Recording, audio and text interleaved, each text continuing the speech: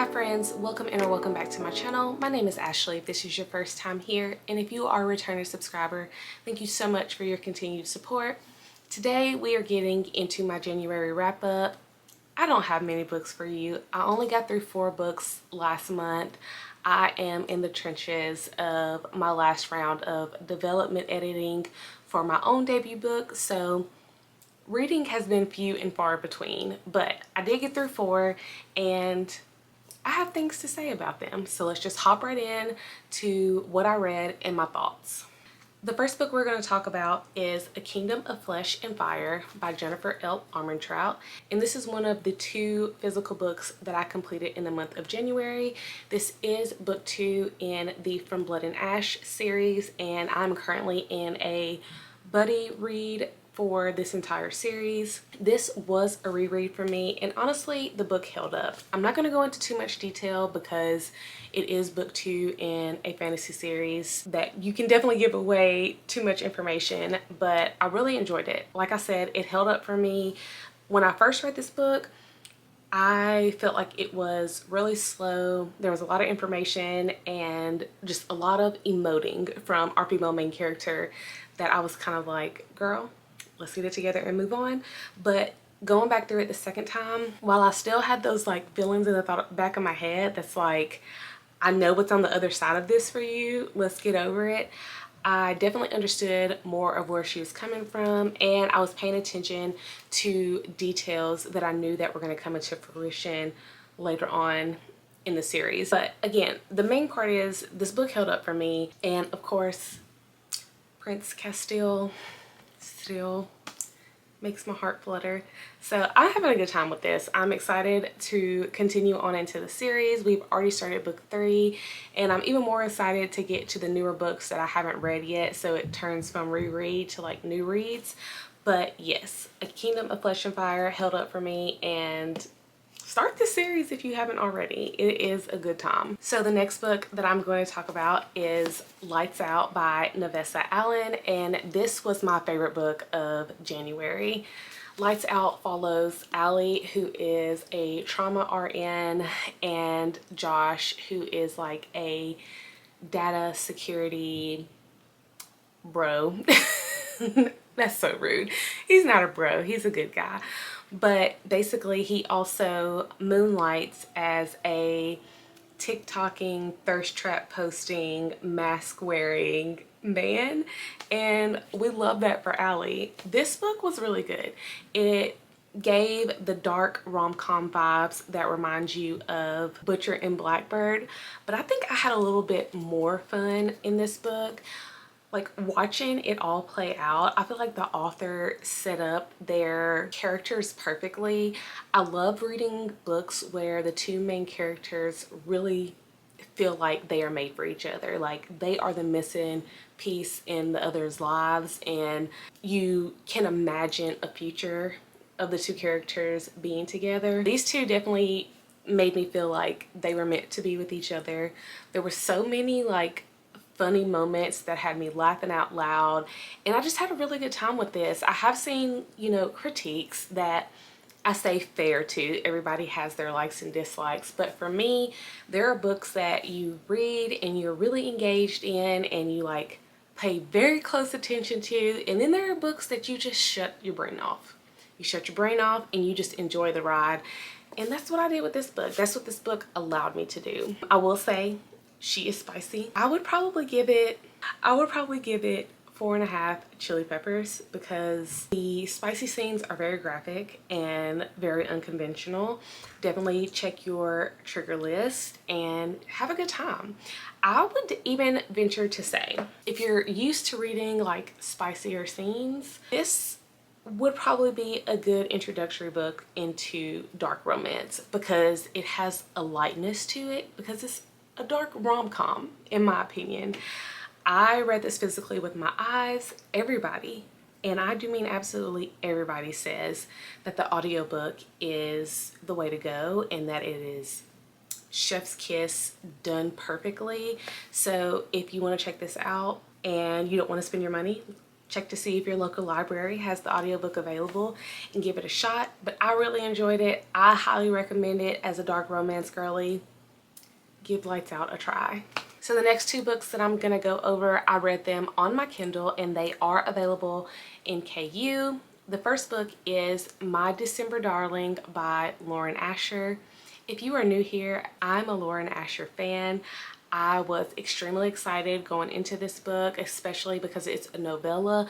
And if you know anything about Lauren's books, she writes long stories. So to have like a short little snippet that I was able to jump into, I was really happy to have. Now, I started this book the day after Christmas and it took me until mid-January to finish. I do think it was more of a me thing than the book thing, but I was not overly impressed with the book. I did have a good time, but I think I wanted a little bit more. So this book follows Catalina, who is a pediatric nurse, and Luke Darling, who is a trauma doctor, I think, maybe, or an ER doctor.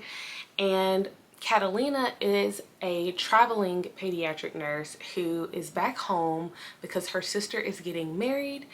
Who is her sister getting married to? Her ex-boyfriend. How these books continue to find me, I do not know. But here we are yet again. It is explained in the book that Catalina and the groom's relationship was very short-lived and not really even a relationship because they were hardly even in the same state together. Luke is the groom's best friend who has always had a crush on Catalina. Catalina is very close off and not really sure if she's meant to be loved. I think a part of that is because of situations with the family. There's not much family drama in it outside of marrying your sister's ex-boyfriend, but whatever family drama is there kind of gets wrapped up. It gets cleaned up. It's not like something that trickles throughout the story, but it truly is a story of a man falling first and trying to woo this woman into his life or to make her fall in love with him. And while it wasn't as gripping as I thought or expected it to be, like I said, it was really cute. It was a very fun time. I think if you were looking for a cute little novella this Christmas to get into the holiday spirit, this is one that you should pick up. There is no third act breakup. We are talking like mature adults, I will say that, in this book. And so that really made it easier to get through and enjoy. Would I recommend this book? I would say yes. Yes, if you like the cutesy feels and you want something short and sweet to get through. Absolutely. And so the last book that I finished is Empire of Temptation by Mila Finelli. Again, another author who is like top on my author list. I absolutely love the Mafia series that Mila Finelli wrote over the past 2 years. This is the first book in a new small town mafia series. And I know what you're thinking, how do small town and mafia even mix? But she found some way to make it happen. This book follows Valentina, who is a restaurant owner, and Luca, who is a mafia boss, a mafia don. Their paths cross because Luca is at risk of being sent to jail and Valentina isn't necessarily his key out, but he needs her for a specific reason. I enjoyed this book. Did this book live up to my expectations? I will again say I don't think so. I was highly anticipating this read. I still felt very strongly about it. I still enjoyed it, but I feel like the book left me wanting more, especially reading some of her other works. I'm curious as to where she's gonna take the series. But this one just, I hate saying that it fell short for me, but I wanted more. That's really what it boils down to. This story is, and like I said, small town, age gap, mafia. I wouldn't say insta-love, but he definitely falls first and he falls harder, and it's really funny to see. I think one of my biggest critiques I would have to give is that I feel like our female main character, Valentina, ignored a lot of signs, and then when things came into fruition, she was surprised by them. That's just me, but I don't know. Maybe I was looking too far into it, or maybe I was just not in the right headspace.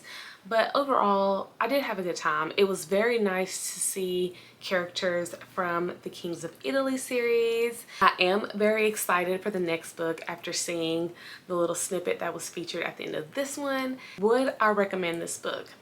I would say yes. And I say yes because if you've never read Mafia, or if you want to get into reading something that's just a little bit darker, I think that this is a gateway book. Gateway to dark romance. It does have mafia, but it's not like heavy-handed beating you over the head, but it's a nice little experience to what you can get when you go deeper into the dark romance mafia world. But yes, I would definitely recommend it. All right, and those are all the books that I read in January. I mean, I will say for the most part, at least I liked everything that I read. There wasn't anything that I had to DNF. If you made it to the end of this video, leave me a blue heart emoji for Lights Out, my favorite book of the month. If you like this video, make sure you give it a thumbs up. If you are not already subscribed, make sure you do so you don't miss any of my uploads. And if you are enjoying the content that I provide on this channel, make sure that you are sharing with your friends and family and bookish peeps so that we can continue to grow this channel and bookish family. And that will be all from me. I will see you all in the next one.